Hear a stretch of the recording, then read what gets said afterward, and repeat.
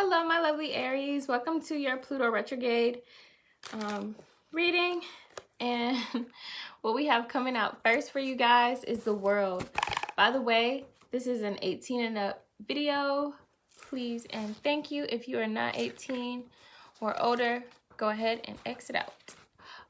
But Pluto is all about things that are repressed, the hidden, the unknown, transformation, sexuality, and things of that nature. And with the full moon being in Scorpio, and Pluto is just kind of like the 8th house energy,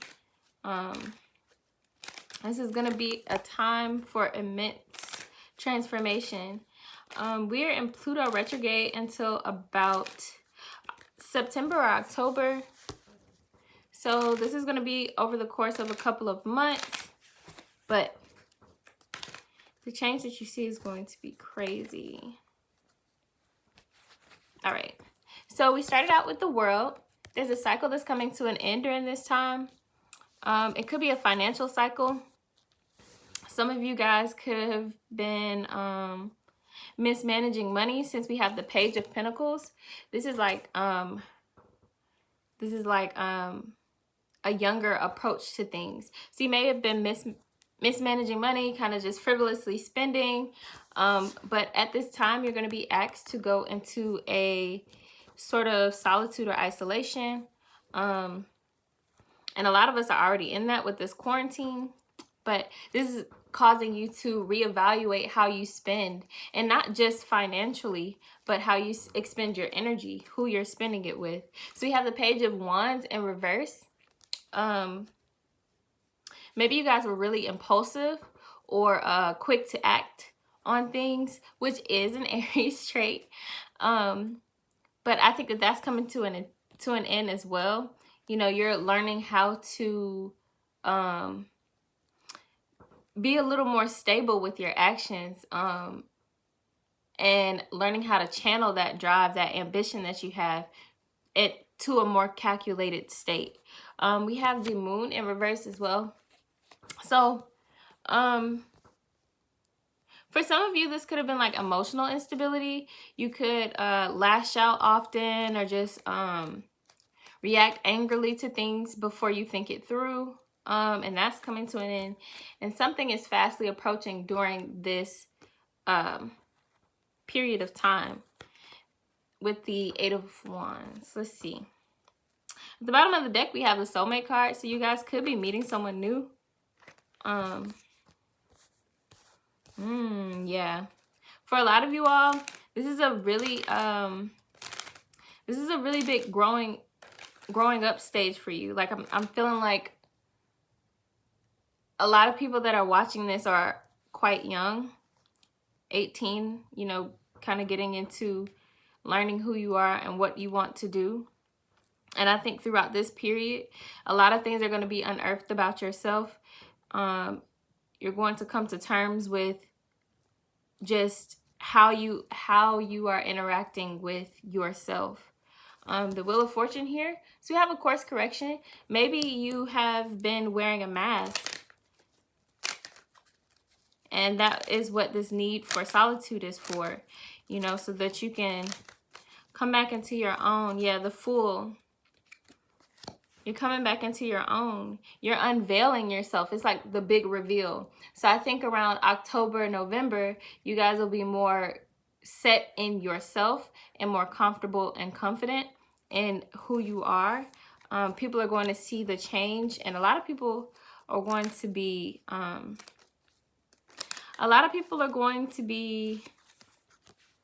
won't say unhappy, but they're going to be taken back, because it's going to be like you're doing a whole 360, like you're a brand new person. Okay, so we have the Fool card, and then we also have the Ace of Cups coming out after. To me, you guys are going to actually get in touch with your feelings. With this Moon card that was there before, I feel like maybe you were showing people what you thought they wanted to see as far as emotions go, reacting how you were expected to react. But with this, you're really coming to terms with just how you feel about things. And that's going to come with a lot of fighting, a lot of strife. A lot of people are not going to appreciate that. And even internally, I think it's going to be an internal battle for you to kind of wage this war between your mask and your true self. The Two of Swords coming out right after. So this kind of just talks about you kind of being back and forth in your head, like, well, am I going to reveal myself? Is this the right time?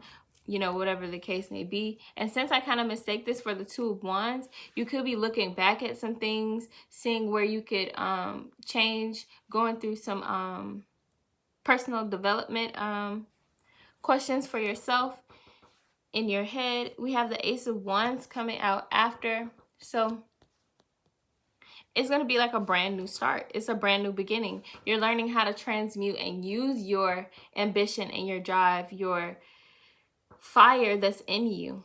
Like, I feel like you guys, a lot of you all have something, or it's a drive, whatever you put your mind to. It could just be going to cook something. Like, you want to be the best at it, and you're learning how to harness that energy and really come into your own personal power. With the Temperance card, we are, like I said, balancing two sides, you know, and learning when and how to apply this energy. Some of you all may have been a little sneaky about this with the Eight of Swords, Seven of Swords, I'm sorry.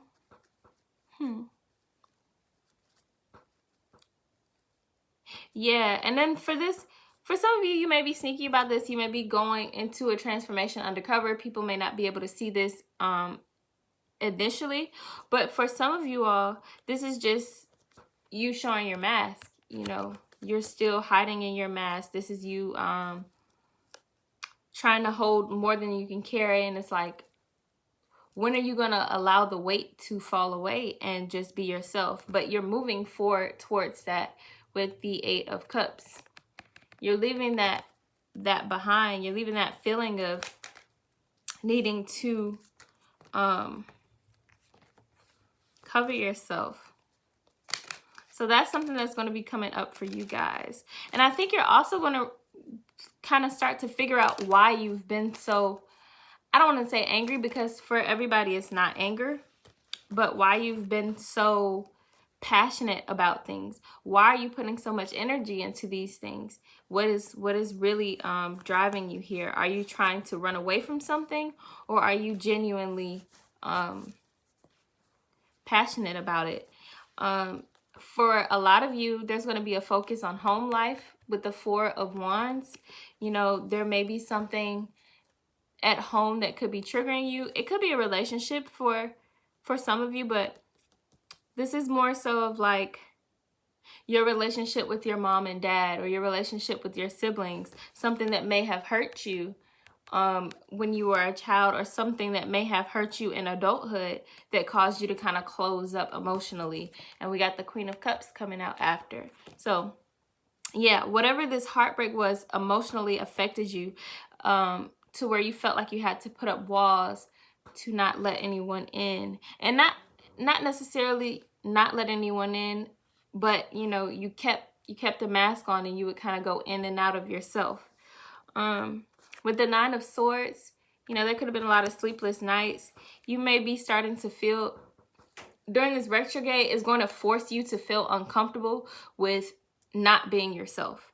It's going to force you to feel uncomfortable reacting just rashly. You know, a lot of things are just going to come into question that you may not have thought would be that way. But we have the Magician that is bringing you out of this Pluto retrograde, and you're fastly manifesting and approaching yourself. As far as sexually, some of you guys may have a lot of, you may be very, very dominant, and there may be a reason for that. Maybe you felt like you didn't have a lot of control in your childhood, and you're trying to seize control of the things around you. You could also have quite a few partners, or just deal with a lot of like craziness as far as partners go. People who are just emotionally intense. Yeah. So we got the Dominate card and Foreplay coming out. Let's see if we can get one more. Nope. Okay. So I got the Dominate card and Foreplay. So like I was saying, a lot of you guys are you like to have control. And with the Foreplay, I don't think it's necessarily like the before. I think it's more so like teasing and just having to feel like you are in control of that situation. Well, if I do this, I know they'll react this way, and then I can feel, you know, satisfied inside. But, you know, being able to do these things not from a place of control, but from a place of pleasure, is going to bring you much more fulfillment. So that's something that you all will be working on. And also with the Foreplay card, I think you guys will be learning how to just not rush into things. Maybe some of you all didn't do that at all, and you were quick to just go into a situation, or quick to just go into a sexual relationship, when there has to be things that build up to it. So that could be something that you all are working on as well. We have a lot of wand energy on here, and it makes sense because you guys are a fire sign, but you could be dealing with another fire sign, Leo, Aries, or Sagittarius. You could also be dealing with a water sign, Cancer, Pisces, Scorpio. And there's air on the board as well, so pretty much all of them. Gemini, Libra, Aquarius. Ooh, okay. We're gonna keep these. So we got the Success card, we got Destiny, and we got Psychic. Yeah, this is destined for you to come into your own during this retrograde. Like I said, it's gonna feel like you're being forced to face yourself. But coming out of it, you will be beyond successful, and not just in a material way, but just in knowing that you are you, you know, knowing who the person is behind the mask. With the Destiny card is destined for you. But you have to be yourself for this next stage. It's like somebody giving you a gift, but they don't know your name. So they don't know who to address it to. Like, I'm sending you a present, but I don't know who to address it to because you don't know who you are, or you're not showing me who you are or telling me your name. So that is something that is going to be brought into play with the Psychic card. I think that you guys are really in tune with how people react to you, and I think that plays into your need to dominate, your need to control, or your need to react. But you know, learning that it's not others' opinions that should affect your success or should affect your face in the world. People will judge you even if you're an angel. So just allowing yourself to be you. Somebody is going to love you for that. And even if nobody does, you love you, and that's more than enough.